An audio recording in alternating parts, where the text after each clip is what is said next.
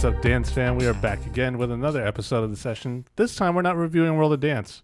If you're new to us or have only started watching us for World of Dance, we normally talk about other things dance related in the dance community, and we often lead that way, or lead the charge, or lead each episode in with a video that we want to review. Just to kind of give an honest review. Mm-hmm. Not too biased. But biased to whatever our preferences are and whatever experiences we've had. Yes, but we try to see both sides, so we try to stay as unbiased as possible. As always, I'm your host, Russ Santos, aka Lock and Robin. Welcome back. If you're new here again, with me as always, we have Eser Valencia. Hello, everyone. I'm back. Welcome. Thanks. How's it going, man? Good. Been busy. Yeah. Well, it's work. True. Job. Fair enough. we all have one of those. If you're listening on podcast, thank you for listening. If you're watching us on YouTube, thank you for watching. So today we're going to be reviewing. Well, I said we're not going to do. Yeah, World I know. of Dance. We thought we were. We're going to be reviewing World of Dance. South Korea, though, like the actual event. Yeah, the actual event world competition in South Korea. Yeah. One of the qualifiers in 2016 from Expression Crew.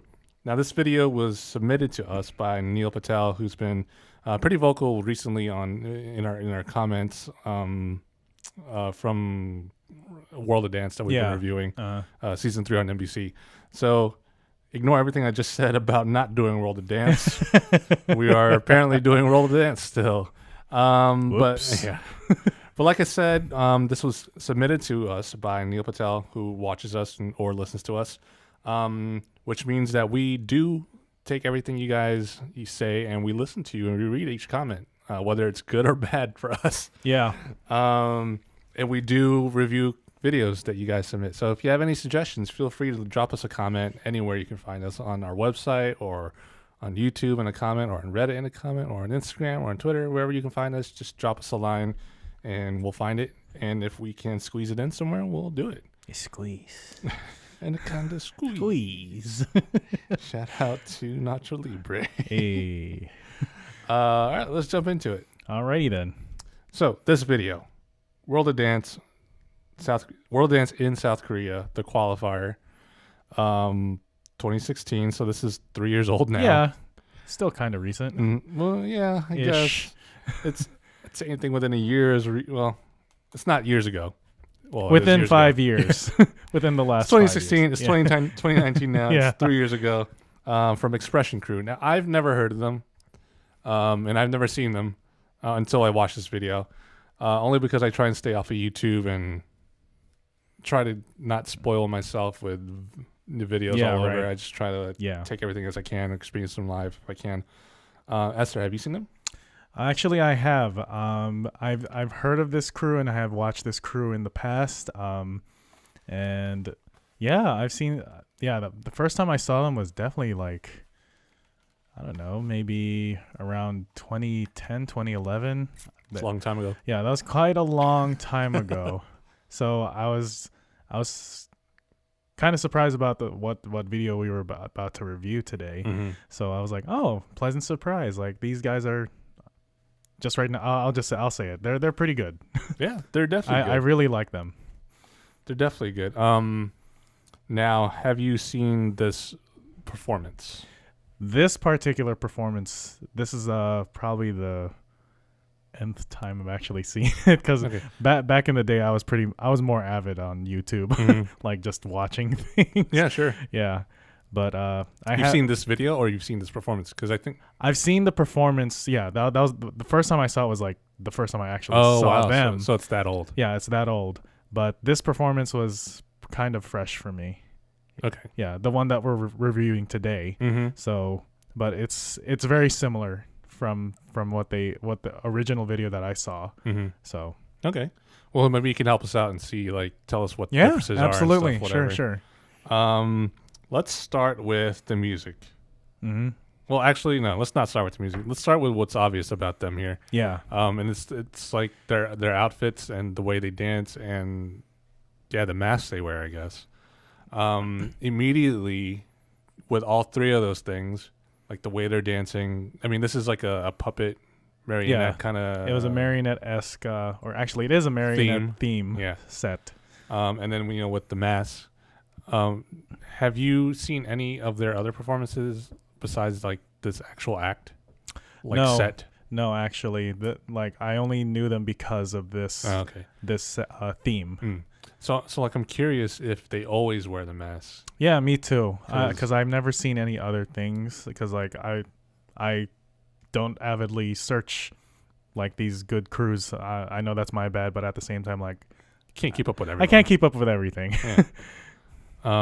So the reason why I bring that up is because right off the bat, like the way they were dancing and like the whole feel I got from it, and then obviously the mask, I'm like, oh man, this is just like Jabberwockies. Right? Yeah, that's the first thing you'll get because like we're all very familiar with the legendary Jabberwockies. Like they've been around since like the 90s. They have. I mean, arguably the mask thing is just who done it, who started it first. Right. So you can lay that out on the table, but at the same time, like. I guess we're gonna just go right into talking about them. Like, good. But yeah, like even any crew or company or performer that use masks, I mean, they make it their own. And it is kind of hard to not compare these groups to Jabberwockies because that's who we're very familiar with. Like, I guess in general, but they definitely are set apart from the Jabberwockies in my opinion. Okay. Even though like Jabberwockies does have a sect of b-boys in their crew, Yeah, for me they were very similar. Like I will say that the expression does stand out because of the way they utilize the mask. There's one point where they bring out multiple masks and kind of do ripples and that was kind of stack them like a lot. That was really nice. That was really cool. It went along with the music really well there. But other than that, I was like, the way their movement is just so reminiscent of Jabberwockies, and that just might be because the way Jabberwockies move is like puppets, pretty much. Right. Like they act like nondescript beings, I guess, and kind of move that way. So I guess if you do one of these kind of sets or any kind of a puppet set, you might end up looking like them. So that might be not even up to them at that point. So that's right. I just couldn't help making that correlation, because it was there. Was there anything else about the mask that you liked?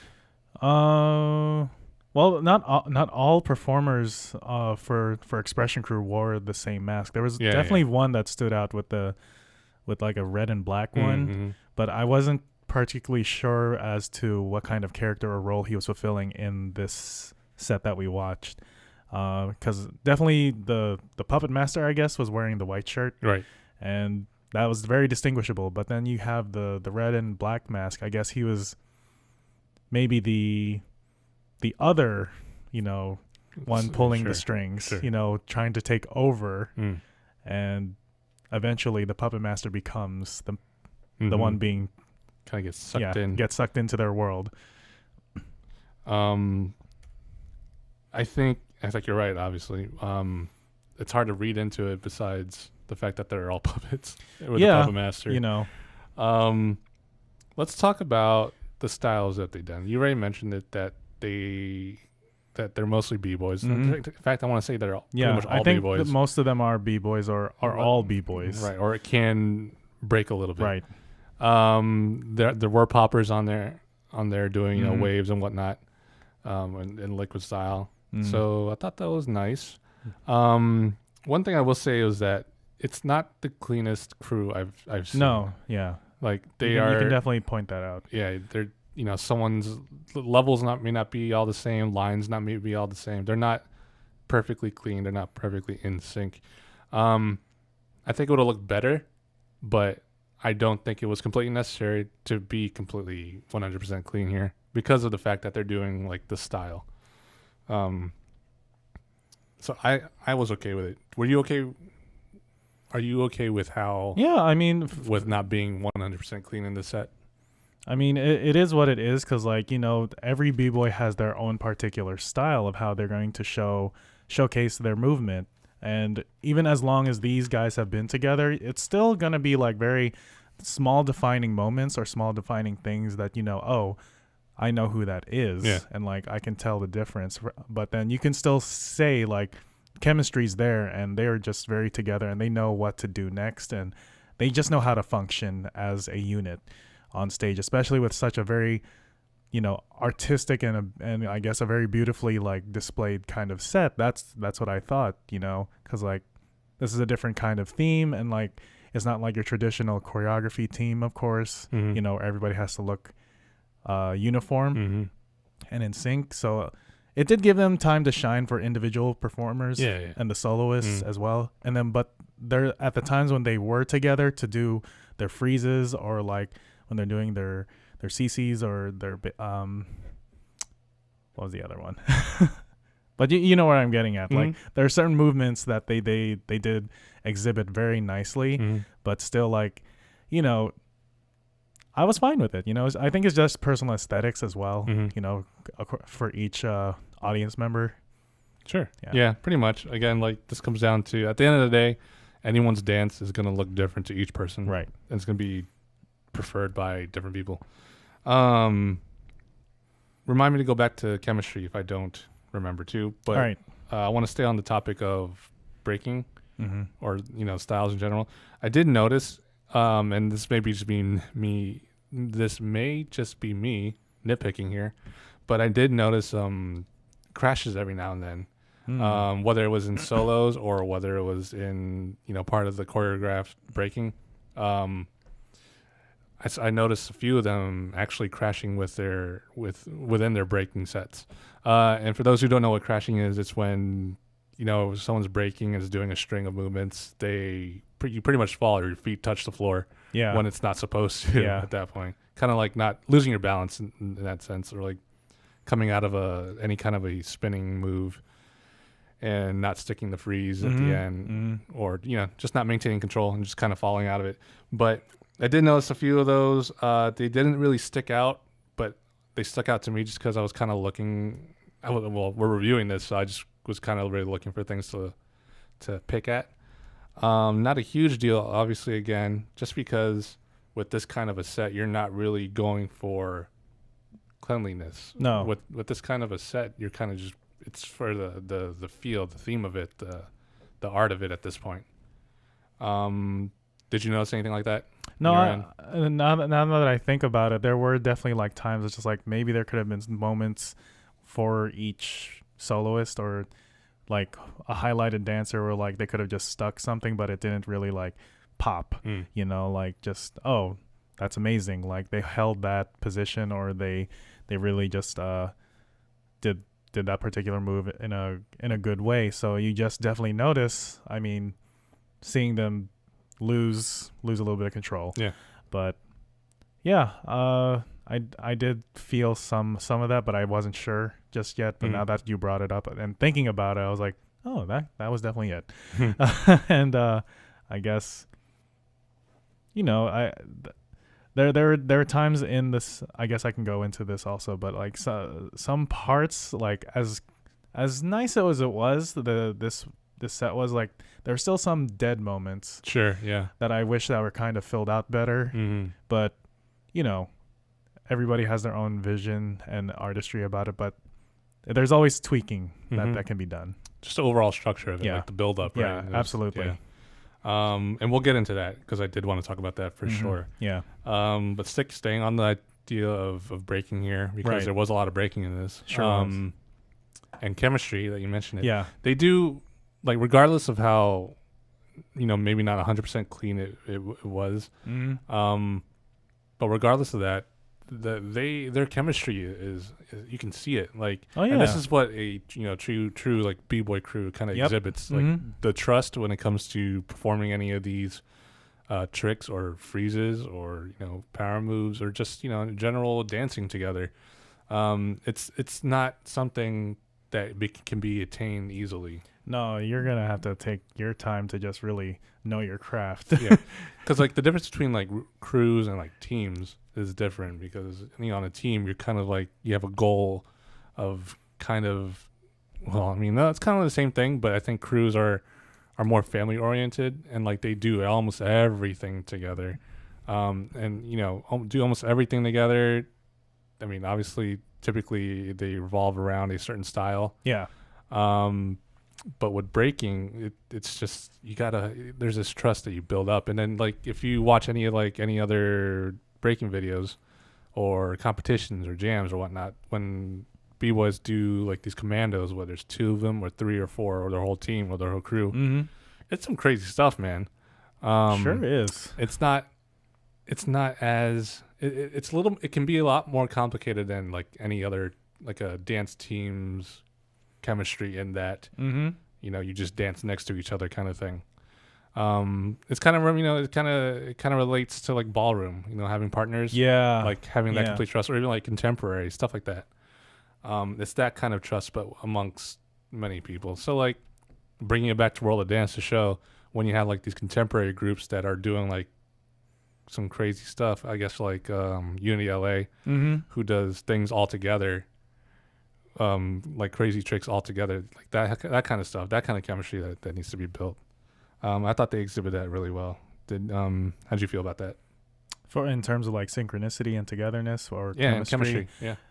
Yeah, no, it was very much present, because even though they were a small like group on stage, they really filled it out with their presence, and they know how to really utilize their space as I think b-boys should, Right. like Right. they understand spatial awareness because like they're doing a lot of things, so understanding like where people are in that general vicinity, Mm-hmm. like creating that formation, like they're gonna have to know how to read their energies together, especially like moving in such dynamic ways. Mm-hmm. So they definitely are like, they know what they're doing. Like they gotta have it, or else it's just gonna be like a really big mess. Yeah, fair.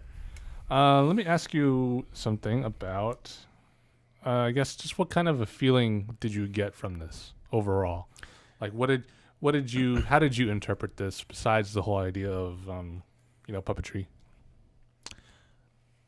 It felt like kind of a darker story, a darker like children's story, Okay. like unfolding. Like you thought it's gonna go in one way, but then it ends up being a different way. So that was just the mood I was getting, and the reading I got. Mm-hmm. I was just like, oh, like this is pretty good, especially because I've seen it in a previous iteration. Sure. Like it's truly amazing, and at the same time, like like it was just very nice to not anticipate, especially like they changed it up. Oh, true. Yeah. Because you have seen it before. Yeah. Well, like years ago though. Yeah, years ago. For me, I kind of got like a Cirque du Soleil kind of feel. Oh yeah, that too. But like, yeah. I mean, that's aside from the whole overarching theme of it. It's just the way what was kind of screaming out at me. Especially with the pacing wise. True. It just seems so Cirque du Soleil. And we talked about, or you mentioned it earlier about how like there are kind of dead spots. And like within Cirque du Soleil, there are like dead spots because they're like building up to a certain moment. Yeah. And everything's just kind of calm, and they're kind of like, it's like watching someone paint. Like you're not going to be super excited about whatever. So the pacing I thought could have been a little better, or at least filling in the dead spots or having like bigger moments. Okay. So it's kind of a double-edged sword for me, the way that they kind of came across of it like that. First of all, like to say that it's kind of like the Cirque du Soleil kind of feel, that's like a compliment right off the bat, like, because Cirque du Soleil is known for one reason, right? The shows that they put on, and it's always usually good. It's really extravagant too. Yeah, and what they put on was great. It was fantastic, just kind of on pretty much almost on that same level. But then the other side of the sword is that it was kind of slow, and because they don't have, or maybe the moments, the bigger moments that I was kind of hoping for just weren't all there. There were definitely some crazy parts like that I really liked, like the mask part, or certain other visuals that they created, using kind of like using their crew members, using the crew members, and kind of creating like an effect, like the kind of it was just the tricks and effects that were creating a better picture overall. But I don't know, something, I guess just a whole overarching build, because there were times where And like this being in South Korea, their audience is like all about everything. Yeah, they are. It's a great energy. Yeah, for sure, 100%. Great for the dancers. But like there were some moments where they were just going crazy. Yeah. For like the simplest things, and I was just like, "What? what happened?" They didn't. I mean, Hey, I mean, like it's we said it earlier. It's all personal aesthetics. yeah, you know? I know. Like they're getting super hype about it, and for us, having seen a ton of these things, Yeah. it, it kind of just goes over my head at that point, or our heads. Man, they were just like, and I don't know, they did like something that they've done already within the set. Mm-hmm. So it's like, are you gonna scream it every time that they do Yeah, that? it's like something same repetitive. thing, It's like, okay, cool. Yeah, and like, I don't know. How did you feel about the consistency of everything? Did you feel like they were changing it up in between enough, or did you think like it could have used a little bit more diversity, I guess you could say, in like styles or movements? I was fine, but they definitely, definitely it could have it could be tweaked better. Like, but overall, I was fine with the set. And of course, they got to fix those dead moments. Like there was just parts where that was intentional for the music to be like just silent. But I think they could have filled it better, because especially like for the puppet the white shirt puppet master, like Michael Jackson. Sure, they could have. I think that dancer could have been utilized better as well, because I was just looking at him for some of the time. Yes, it's a challenging role, like no doubt, because one, you're not, because I didn't see, or at least I didn't think I saw him really b-boying that much or at all. Yeah, I don't think so. So I was watching him at certain times, and then like closer to the end, I was like, yeah, it could have been, he could have done more, but at the same time, like it's challenging because like you're wearing a mask, you can't really show facials, so you're just like, that's true. You're very dependent on your own personality and your energy, and you're like just how you're exhibiting, like, oh, I am the puppet master. How am I going to do this while not showing what I'm showing? Right. So what you're feeling. Props to that dancer. That's like a good point, fulfilling that role, but at the same time, I wanted more out of that one. Like really just literally pulling the strings around the entire stage. But because like you can easily get drowned out. Like with all the b-boys doing what they do, and then you have the puppet master who could be easily have been forgotten if it not were for the white shirt. But you still see, like, but then again, like, let's take away the white shirt. What would happen then? Like, I still think that person was still there, but true. There definitely times where he drowned out. Yeah, for sure. If he didn't wear the white shirt, I would have lost him actually. Yeah. And maybe they switch shirts in between. Anyway. Hey, that would have been a good trick too. So going back to the mask, like you bring up a good point. When you're wearing a mask, you can't show facials, right? Mm-hmm. So everything is dependent on how you move. Yeah. And your movement, because no one's gonna be watching your face. Yeah. They're gonna be watching everything that you do, and if anything, it gives the audience less to focus on. Less to focus on, so that they'll notice everything. Mm-hmm. So that might have contributed for me when it came to like kind of how, I don't know. I thought it was like I thought it started to get monotonous towards the end, in the sense that, not that it was bad, monotonous in the sense that nothing has changed. Okay. Nothing has changed because I felt like they just kept doing the same stuff. Aside from like the middle part when they were using the masks and whatnot, Mm-hmm. like that was a good change. I like that.